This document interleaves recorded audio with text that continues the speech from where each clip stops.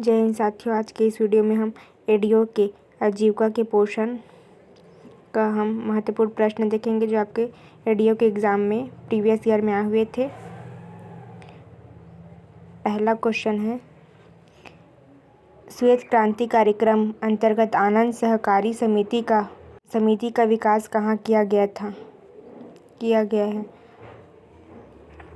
श्वेत क्रांति के कार्यक्रम के अंतर्गत ऑप्शन बी गुजरात में किया गया था।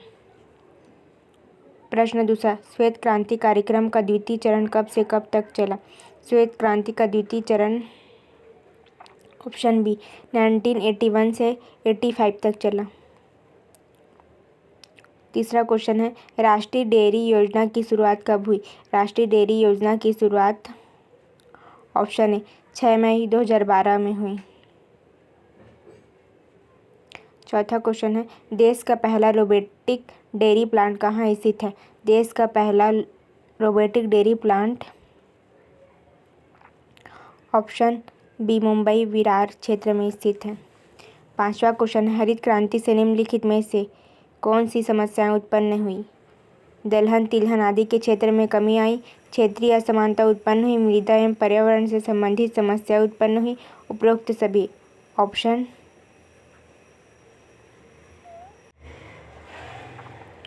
ऑप्शन डी उपरोक्त सभी। छठवां क्वेश्चन है, भारत में हरित क्रांति का प्रथम चरण निम्नलिखित में से कौन से स्थान से प्रारंभ हुआ है। भारत में हरित क्रांति का प्रथम चरण उपरोक्त सभी क्षेत्रों से प्रारंभ हुआ है। सातवां क्वेश्चन है, भारत में निम्नलिखित में से कौन सी क्रांति मत्स्य पालन से संबंधित है। भारत में ऑप्शन बी नीली क्रांति मत्स्य पालन से संबंधित है। आठवां क्वेश्चन है, ऑनलाइन वेब पोर्टल जो कृषि मंडियों को जोड़ता है निम्नलिखित में से कौन सा है। Online web portal option C E नाम। नौवां क्वेश्चन है, कृषि उपकरण की विशेषता निम्नलिखित में से किनके द्वारा तैयार की जाती है। कृषि उपकरण की विशेषताएं, पहला ऑप्शन है भारतीय मानक संस्थान, भारतीय मानक ब्यूरो। पहला भारतीय मानक संस्थान द्वारा। प्रश्न 10वां, देश में निम्नलिखित में से कौन सी कृषि पद्धति प्रचलित है। अनुबंधन कृषि, गहन कृषि, निगमित कृषि, उपरोक्त सभी। Option D. हरित क्रांति की शुरुआत किस पंचवर्षीय योजना के दौरान की गई थी। हरित क्रांति की शुरुआत तीसरी पंचवर्षीय योजना के अंतर्गत की गई थी। 12वां क्वेश्चन है, हरित क्रांति का प्रतिपादन किसके द्वारा किया गया था। हरित क्रांति का प्रतिपादन ऑप्शन डी विलियम यार्ड के द्वारा किया गया था। हरित क्रांति का प्रतिपादन। 13वां क्वेश्चन है, किस देश को नॉर्मन बोरलॉग के निवास स्थान के नाम से जाना जाता है। ऑप्शन डी संयुक्त राज्य अमेरिका को नॉर्मन बोरलॉग के निवास स्थान के नाम से जाना जाता है। 15वां क्वेश्चन है, विश्व में हरित क्रांति के जनक किसे माना जाता है। विश्व में हरित क्रांति के जनक ऑप्शन बी नॉर्मन बोरलॉग को माना जाता है। ये मोस्ट इम्पोर्टेंट क्वेश्चन है। 16वां क्वेश्चन है, भारत में हरित क्रांति किन फसलों में सफल रही है। ऑप्शन बी गेहूं और चावल में सफल रही है। 17वां क्वेश्चन है, हरित क्रांति के अंतर्गत HYV का क्या मतलब था। हरित क्रांति के अंतर्गत रासायनिक खाद का निर्माण, उच्च पैदावार, अच्छी कीटनाशक का निर्माण, उच्च पैदावार वाली किस्में के बीज से।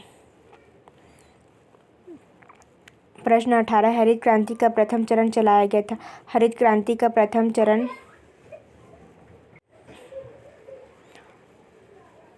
ऑप्शन ए 1960 के दशक के मध्य 1970 के दशक के मध्य चलाया गया था। 19वां क्वेश्चन है, भारत में कृषि उत्पाद बढ़ाने के लिए सदाबहार क्रांति शब्द का प्रयोग किसने किया था।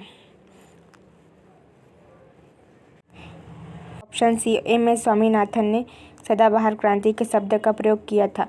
20वां क्वेश्चन है, उन्नत पैदावार वाली किस्म के बीज HYV की शुरुआत किस फसल से की गई। गेहूं की फसल से की गई। Option C. 21वां क्वेश्चन है, हरित क्रांति के अंतर्गत किन बातों पर जोर दिया गया। ऑप्शन डी इनमें से सभी में दिया गया।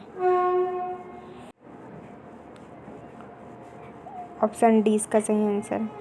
22वां हरित क्रांति के HYV का शब्द के आरंभिक साइड है। Option A. हरित क्रांति के अंतर्गत स्वतंत्रता के बाद भारत में किस फसल के उत्पादन में वृद्धि हुई? ऑप्शन सी, गेहूं की फसल में वृद्धि हुई।